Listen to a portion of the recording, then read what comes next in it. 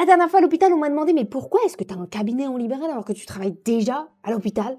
Alors pour la petite histoire, moi je suis spécialisée dans un domaine, les TCA, les troubles du comportement alimentaire, l'obésité, la chirurgie bariatrique, tout ce qui touche à l'alimentation. Je suis psychologue et diététicienne dans ce domaine-là. Il n'y en a pas énormément en France. Donc oui, je travaille à l'hôpital et j'ai la chance de travailler dans une grande ville. Donc je sais que la majorité des patients de Montpellier, ma ville, ils trouveront un soignant qui est compétent dans le domaine.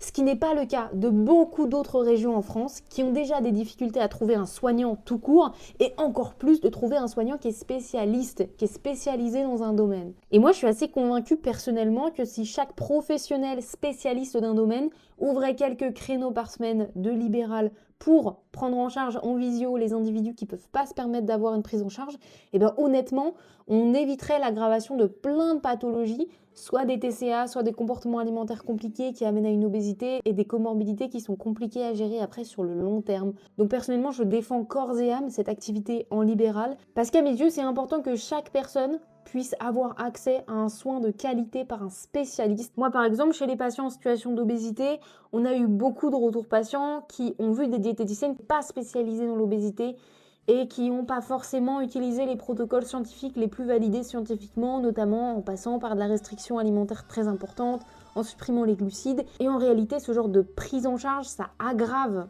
la pathologie de l'obésité sur le long terme. Et donc à force, évidemment, de recevoir plein de témoignages de patients, je me suis dit, on ne peut pas continuer comme ça. Il faut que cette pratique privée, elle résolve le problématique publique qu'il y a actuellement avec la santé et la disponibilité des soignants dans le monde rural notamment.